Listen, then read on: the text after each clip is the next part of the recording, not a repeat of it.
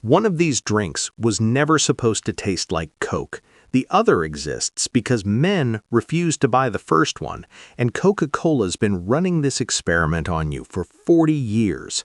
Two cans, both say 0 sugar, both say 0 calories, but one of them is a lie, or at least not what you think it is. Stay with me because what I'm about to show you changes how you see every soda aisle forever. Here's what Coca-Cola doesn't want you to realize. Diet Coke isn't Diet Coke. It never was. When they launched it in 1982, they didn't just remove sugar from regular Coke, they created something completely different. A separate formula, a separate taste, a separate identity. Why? Because testing showed that diet customers didn't actually want Coke.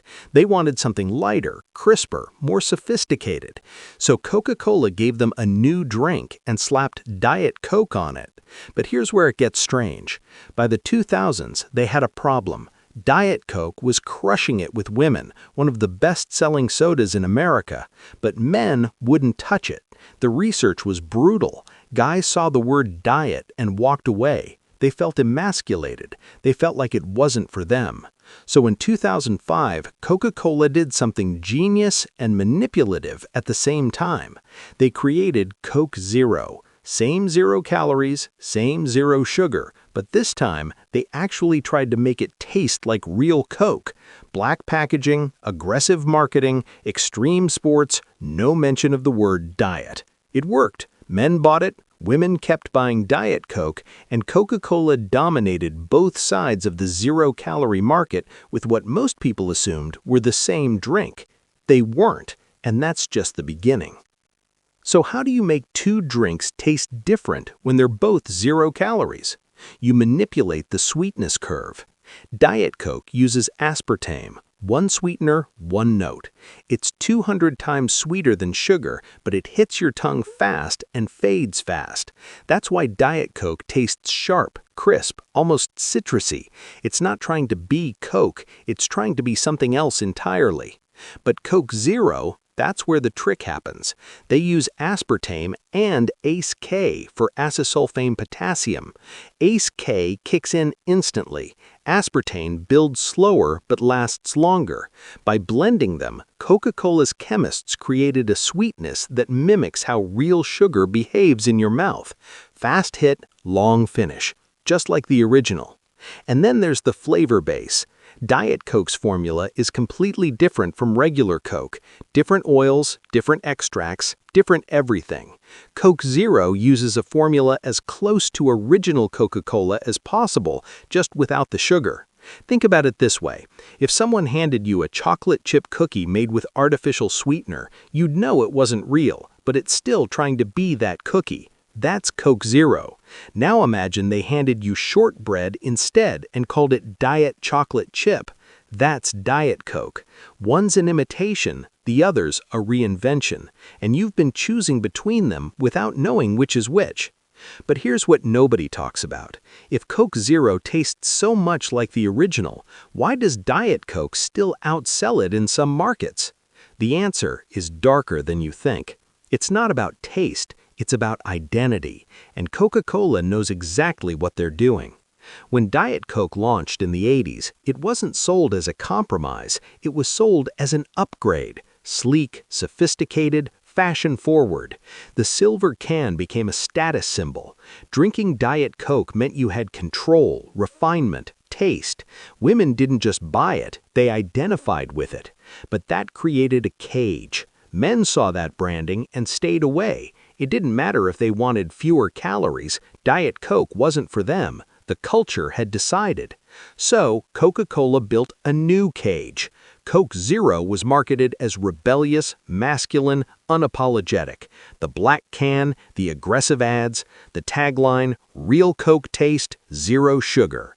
Translation, this isn't a diet drink, this is for real men who don't compromise.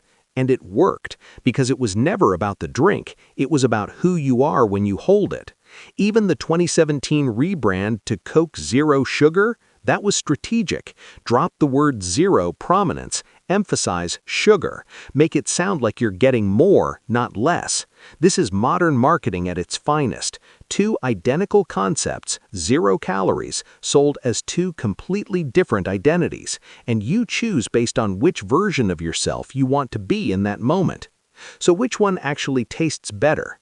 Here's the uncomfortable truth. Most people can't decide. In blind taste tests, people consistently recognize that Diet Coke and Coke Zero are different. Diet Coke is lighter, sharper, with that citrusy edge. Coke Zero is fuller, rounder, with a heavier mouthfeel. But here's what's fascinating. When people taste Coke Zero next to regular Coke, they can still tell them apart. Coke Zero is close, remarkably close. The FDA says artificial sweeteners are safe. And they probably are, in moderation. But both Diet Coke and Coke Zero contain something that doesn't get enough attention: phosphoric acid. It's what gives cola its tangy bite, but it's also linked to tooth enamel erosion and, in high amounts, potential bone density issues. Neither drink advertises this. Why would they? Then there's the caffeine, 46 milligrams per can. Not dangerous, but not nothing either. And the sodium, 40 milligrams. Again, not a lot, but it adds up if you're drinking multiple cans daily. But here's the real question nobody asks. If both drinks are 0 calories and 0 sugar, why do some studies suggest that people who drink diet sodas regularly don't lose weight and sometimes gain it? The theory: artificial sweeteners might mess with your metabolism, trigger cravings, or confuse your body's hunger signals. The research is still debated, but the pattern is there. These drinks might be calorie-free, but they're not consequence-free. And Coca-Cola knows this. They fund studies. They lobby regulators. They don't advertise health. They advertise taste and freedom. Step back and look at what's really happening here. Coca-Cola didn't create two products to give you more choice. They created two products to capture more of the market. One for women, one for men. One for people who want something different, one for people who want the same thing without guilt. This is market segmentation at its most cynical. And it works because we don't realize we're being segmented. Meanwhile, regular Coke sales have been falling for years, but diet and zero sugar options keep growing. Why? Because health consciousness is rising, and Coca-Cola has positioned itself perfectly to benefit from it. You think you're making a healthier choice. They're still selling you soda. And the innovation isn't stopping. Coke Zero with coffee, Diet Coke with Splenda, Coke Zero Sugar Cherry. They'll keep fragmenting, keep creating new identities, keep giving you reasons to stay in their ecosystem. The goal isn't to make the perfect drink, it's to make sure there's a version of Coke for every version of you. So what's the real difference between Diet Coke and Coke Zero? One uses a single sweetener, the other uses two. One was designed to be different, the other was designed to be the same. One targets sophistication, the other targets authenticity. But the real difference? It's not in the can, it's in your head. Coca-Cola spent decades and billions of dollars convincing you that these two drinks serve different purposes, fulfill different needs, say different things about who you are. And it worked. Because every time you reach for one over the other, you're not just choosing a flavor, you're choosing an identity. And that's the simple thing nobody talks about. The most successful products aren't the ones that taste the best, they're the ones that make you feel like the best version of yourself. Next time you're standing in that soda aisle, remember, you're not being given a choice, you're being sorted. Thanks for watching. If you have suggestions for what we should uncover next, drop them in the comments. We'll credit you.